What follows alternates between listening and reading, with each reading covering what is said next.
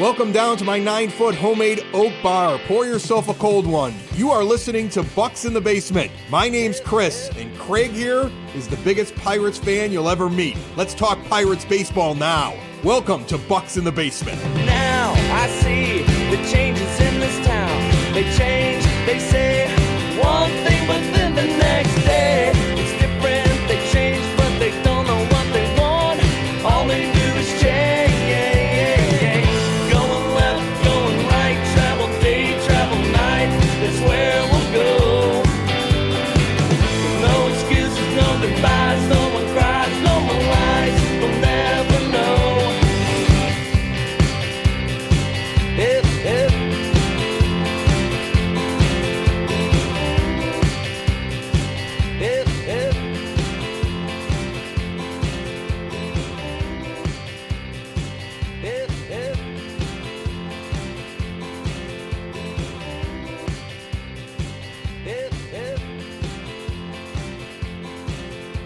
Bucs in the Basement. My name's Chris. His name's Craig. The Pirates just keep winning. I love it. I mean, they're going to take a loss. They may take a loss between when we record this and when it comes out, but a 5-0 start as we sit here right now.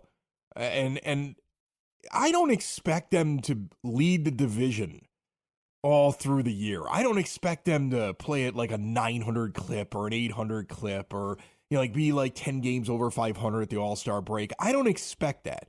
What a 5-0 start says to me is this team has the chance of playing 500 ball or better. And that's all I want from them in the first half. Because if they can do that, the pitching help in the minors will arrive. Skeens will be here. Quinn Priester may be here. You're going to see help arrive. You're going to see, if he doesn't screw up again personally, Domingo Germán show up and walk in that door. You're going to see more help from the arms that aren't there yet. And when that happens with this young team, if they haven't been knocked out of it, the rest of the AL Central is going to be in trouble. I'm sorry, the rest of the NL Central. I mixed up my divisions. I'm so excited. I put him in the wrong division, Craig. But no, I mean, like, what a great start for the Pirates.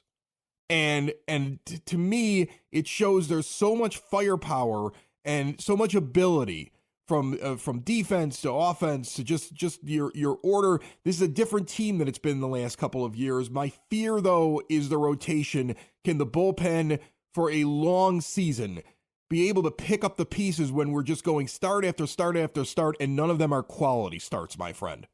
That's like the weird part to me, Chris, because when we were doing the season preview last week, the thing that we talked about the most was probably like, starting pitching is what will lead you, to the playoffs, to, competitiveness. And I know it's only been 5 games, but yeah, not one quality start. I mean, there's been guys that have gone out there and blown people away. I mean, Jared Jones, I saw him all over, MLB Network. Fangraphs wrote an article about him.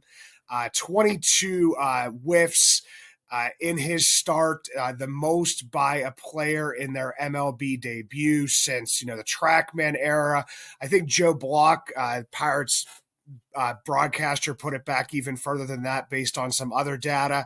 But yeah, a very exciting start, but still didn't get the quality start there. And I'm not downplaying, what he did out there, because he put his team in position to win and looked really, really good at times. I mean, you get 10 strikeouts in less than 6 innings. I think it's like something ridiculous, like over 15 Ks per 9. Yeah, I mean, that is going to look really great. Mitch Keller did not have his best stuff.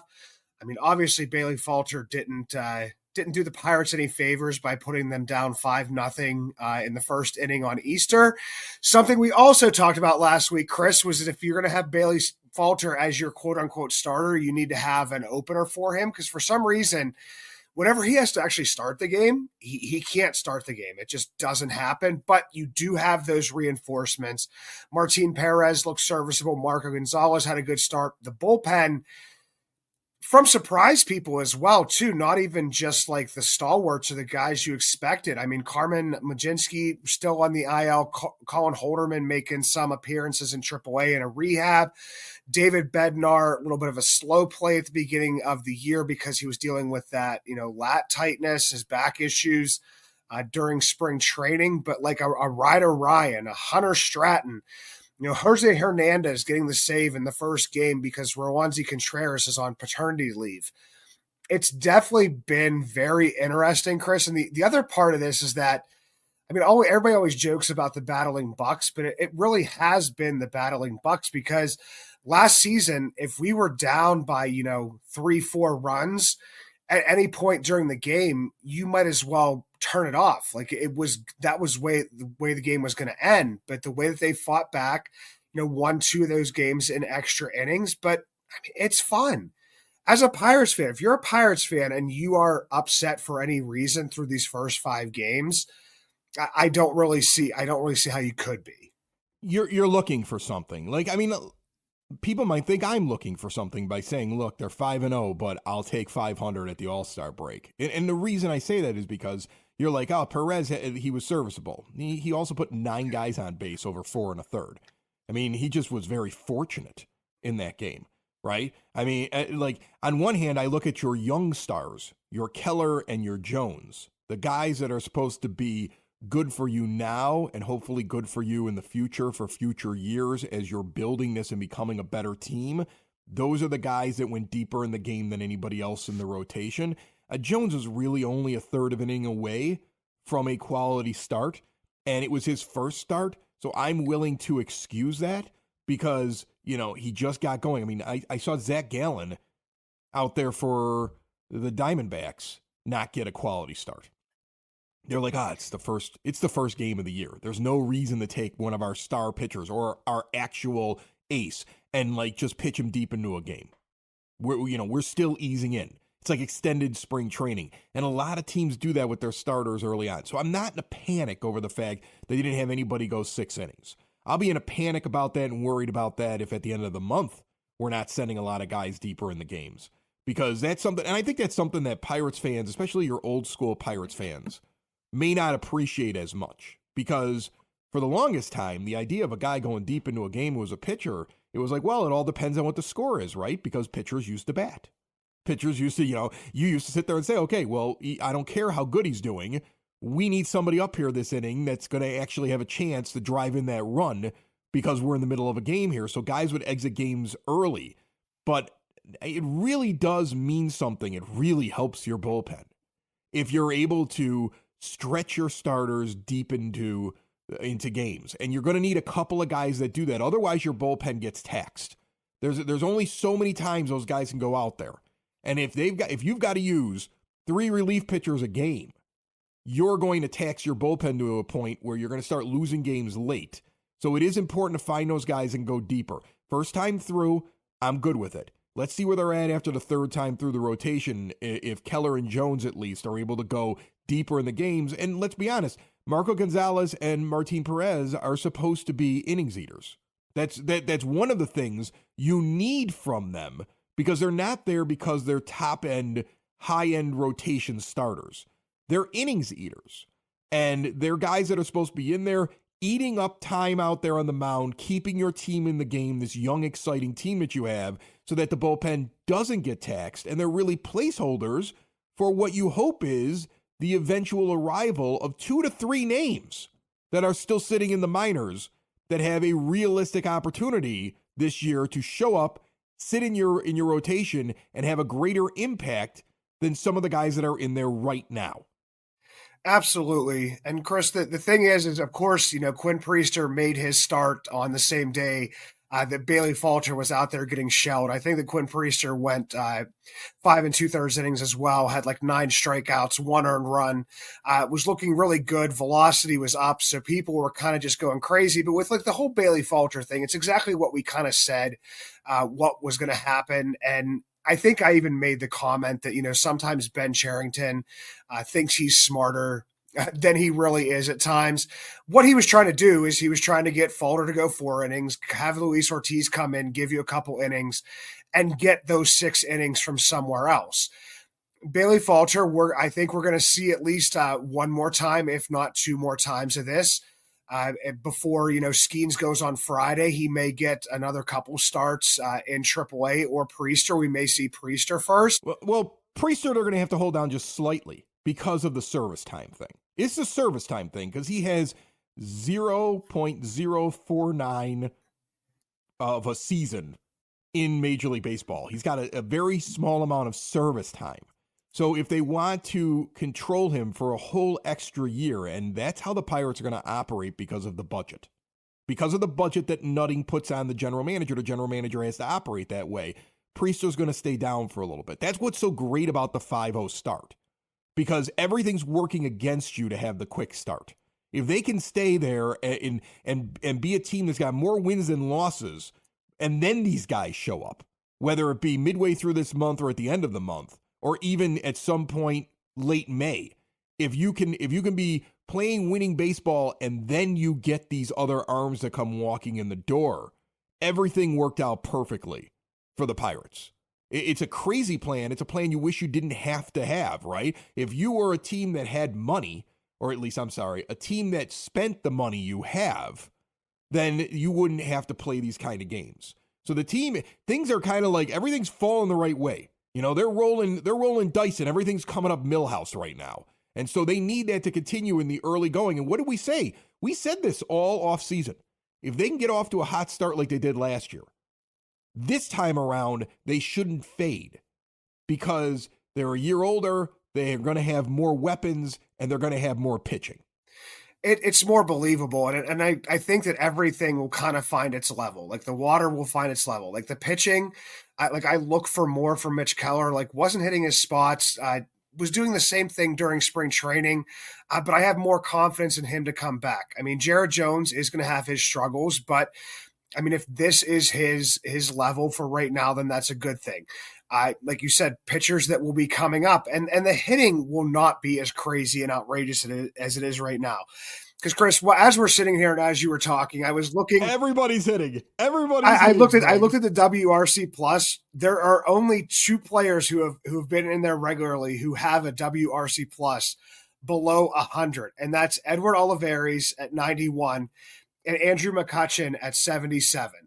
And for Andrew McCutchen, I mean, he had a tough couple first games out there. He was hunting for walks. It kind of looked like a lot of people are pointing out that he only had 19 plate appearances in spring training. I think that Andrew McCutchen, I'm not looking for great things from him, but I think that, it'll get more up towards 100. But when you have, Brian Reynolds at a 167, Michael A. Taylor at a 166, Alika Williams at a 154. I mean, that. He's got 1,000 OPS. None of that's going to last. No. None of it. But here, while you're throwing cold water on it, I do want to point out an interesting stat. Interesting stat for you, okay?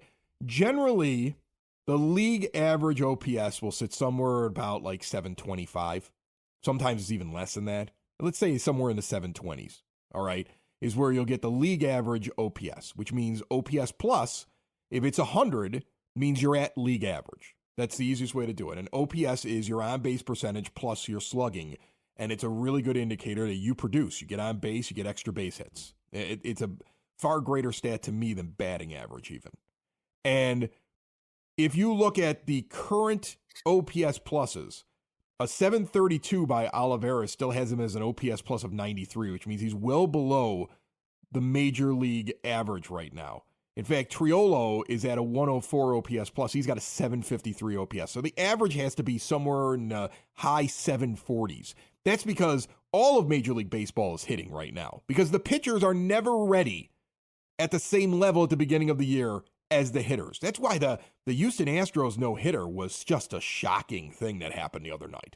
Because that doesn't, normally the hitters are ahead of the pitchers, especially the way that they ramp them up now. You never see guys go 4, 5, 6 innings in spring training. They're still doing 3 innings. They're still ramping up early on. Like we said, we had nobody hit the 6 inning mark through the first time in the rotation. So all of Major League Baseball is higher in terms of their production through the first week of the season than average. That will come back down. I do enjoy, though, seeing so many Pirates players well above the average OPS, though. They're not just up because the pitchers aren't ready. They're actually performing well out of the gate. Henry Davis, 118. Connor Joe, 158. That ain't going to last, right? O'Neal Cruz, 127. That could last. That OPS plus could last with him, okay? Brian Hayes, 169, if only. Michael A. Taylor, you're a defensive player. I don't know what you're doing with a 1064 OPS and a 183 OPS plus. Like, that's not going to happen. But the guy was a great signing right at the end. I pined for that guy for 2 months. Yeah, you did. I was like, why aren't we signing Michael A. Taylor?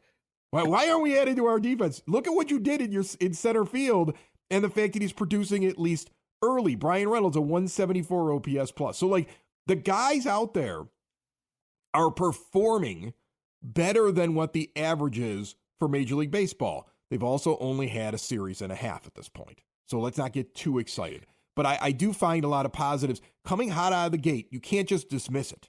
You have to say, wait a minute. This is a team that's hungry. This is a team that was prepared well in spring training. This is a team that was ready to go on day one. Not everybody in Major League Baseball was ready to go on day one. Just look at the standings.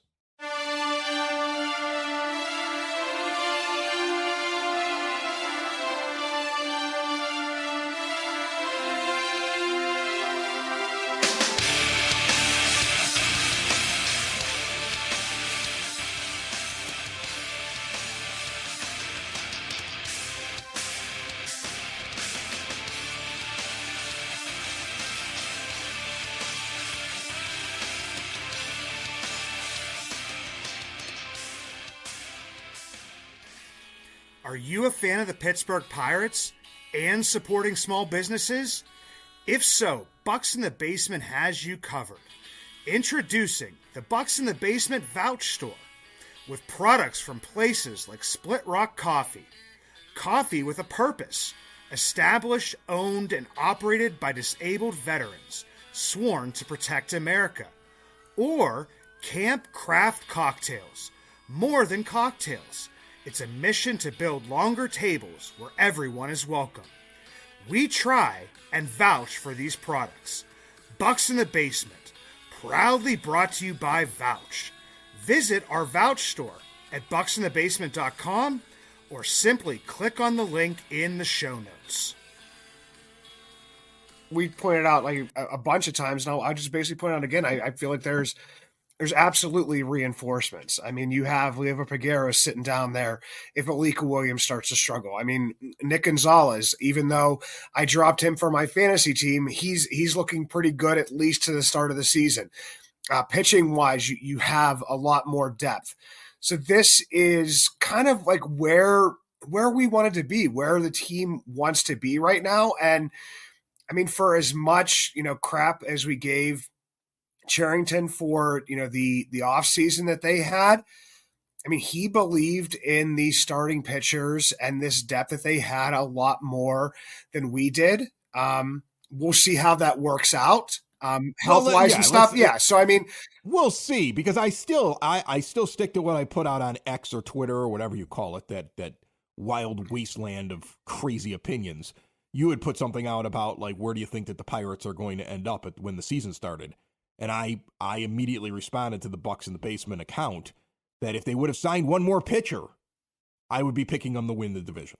Yeah. And I still feel that way.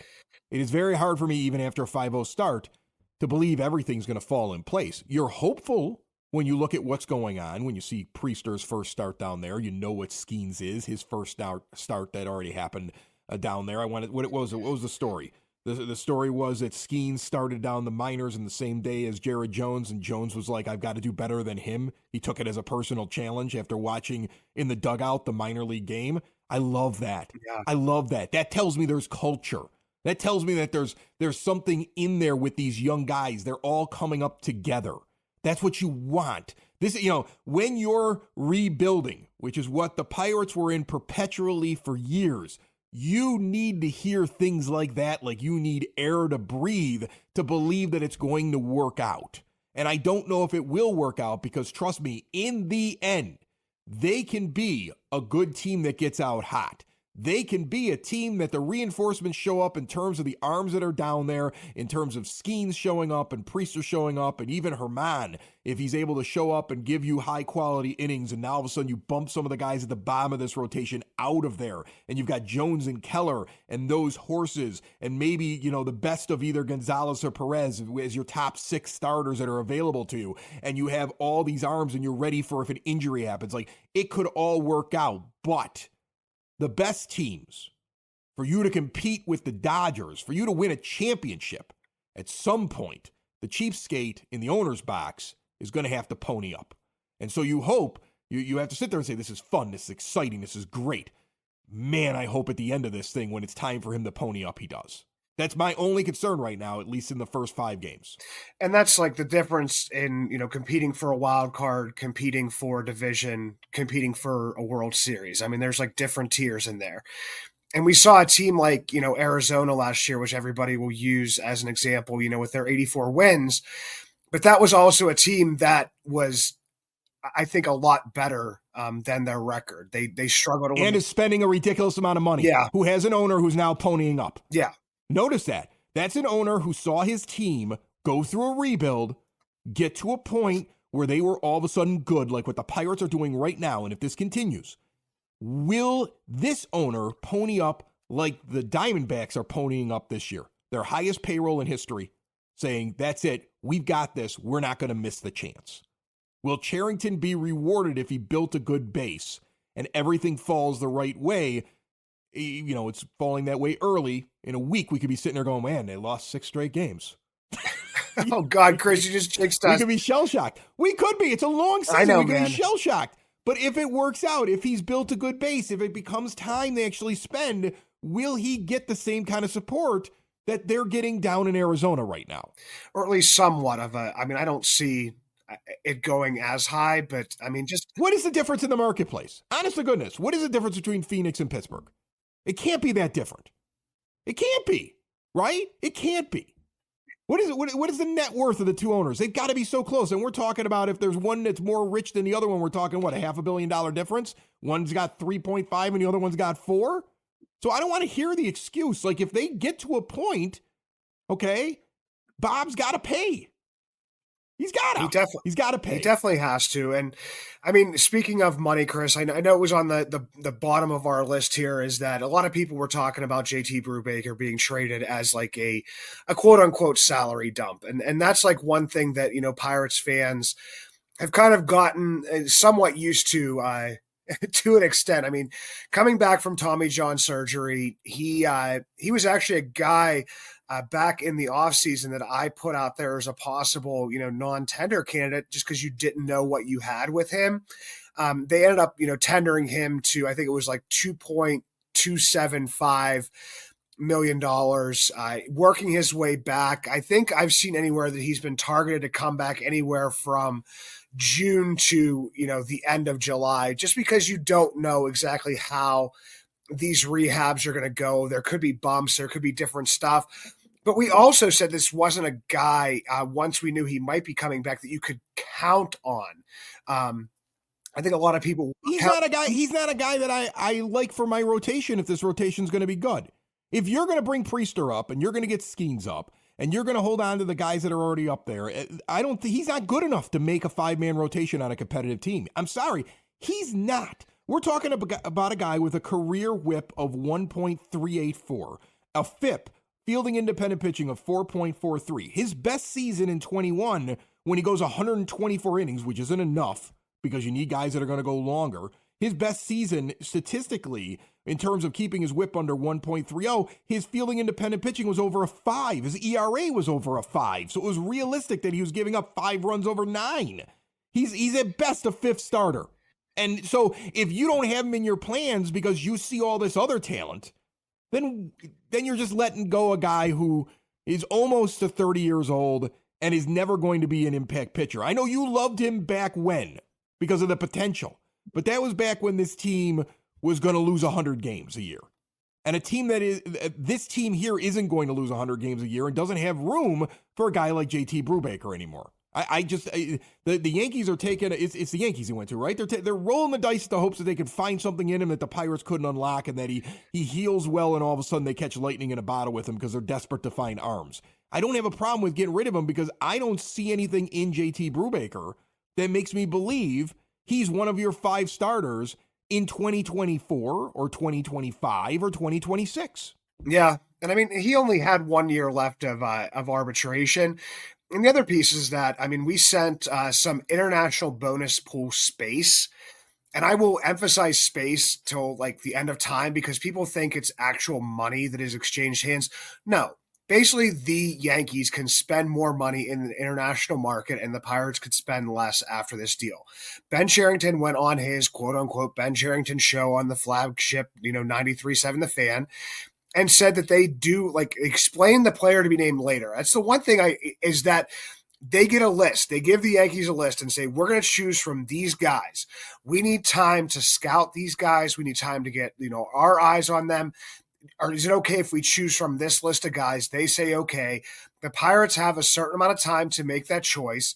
If they decide, hey, none of these guys that we agreed on, then money does exchange hands. It becomes cash considerations that go back to the Pirates. But I honestly believe the Pirates have like an eye on like a few of the Yankees prospects. I can't even speculate whether it would be, one of those high ceiling guys that's down in the Dominican or the FCL or something like that they want to get more eyes on. If it's a guy that, maybe struggled in like low A last year. I mean, there could be a bunch of different ways that they're looking at this, but in trading JT Brubaker, yes, $2.275 million came off the books, but you didn't know exactly what you were getting from him when he came back from a Tommy John surgery, from, a year and a half off here.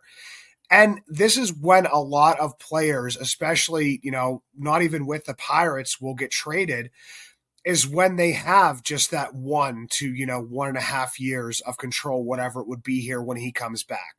So it's not even something that, it's only the Pirates' way of doing things. A lot of teams do things that way. So that's when I just basically heard people out there saying, oh, this is a salary dump. This is a salary dump.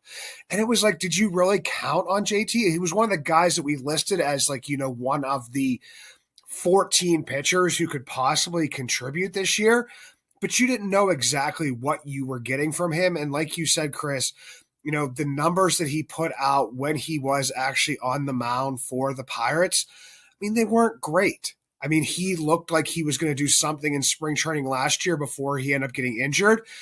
But you see guys go out and perform well in spring training and then, stink it up on the mound in the regular season, or, vice versa. So, I mean, for JT, I always will wish him the best. Like you said, I was always very high on him, 2019, 2020, especially watching him down in the minors in 19 and stuff. So, you loved him. I did. I remember. I did. We just started the show, and you're like, watch out for this JT Brubaker, a 6th-round pick who's doing something in the minors. And you know what? He did enough to become a Major League Baseball pitcher. Good for him. He may end up a swing guy. He may be a guy at the back end of a rotation on a bad pitching staff. He may be somebody who ends up being a nice bullpen arm, because a lot of really good bullpen arms start out as guys just like JT Brubaker. But if the Pirates are sitting there saying, look, we don't think this guy's going to help us this year, and we don't see him in our rotation long term, and we would like to use that money elsewhere, then I'm okay with the deal. Because again, it all goes back to the idea that every single problem you have with the Pittsburgh Pirates ends with Bob nutting, because it's his budget. That's it. It ends with Bob nutting. It's always him.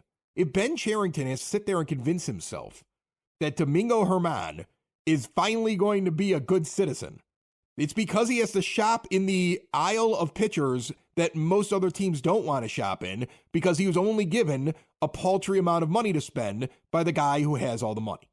It always ends. If you have a problem with something that the Pirates are doing, 9 times out of 10, it's nutting. I think the only thing I've been upset about with Cherington is, why did he spend all the money he spent on Aroldis Chapman?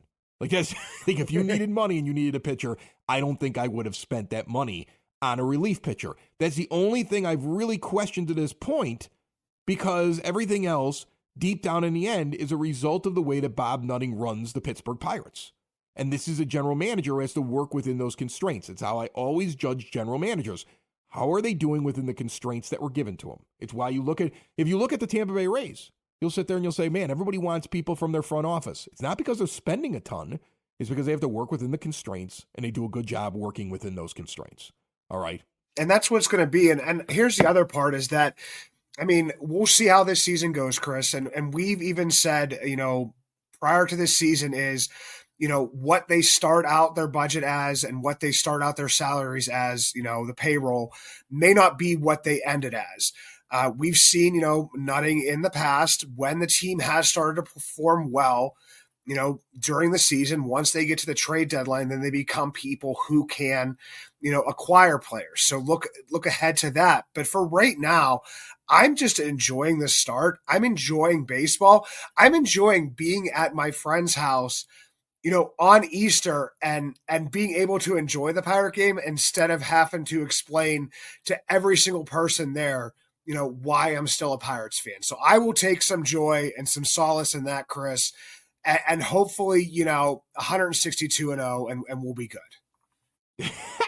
I mean, here's the thing. Look at their schedule here as we conclude this show. They're at the Nationals right now, and the Nationals are a bad team. The Orioles, in my mind, are scary, but they're not the scariest team in the world. They really aren't. They're a team that probably should have spent a little bit more themselves in the offseason and used some of the assets that they had in a different way.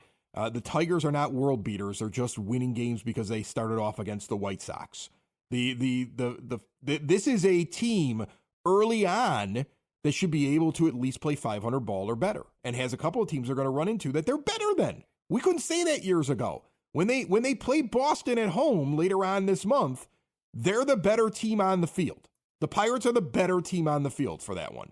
The 4-game series against the Brewers after that, it's time to prove you're the new kids on the block and you're ready to go. You're even going to run into the A's at the end of the month. There's wins out there for you, and there's statements you can make. And it'll just be interesting to see how much can they do before the presumed rotation pieces that are waiting down in the wings are actually called up once they know that they have the control they have for that extra year because they want this to go long term. Can they just maintain a winning record? I think they can. I think they can. And if they do it, I think that it's going to be a really fun summer. I can't disagree with you, Chris. Go ahead, people. Well, no, I'm speaking logic. I'm a logical person. Most of the time. Yeah. Okay. That's what this show is. Bucs in the Basement, the home of logic. Now I see the changes in this town. They change, they say one thing, but then the next day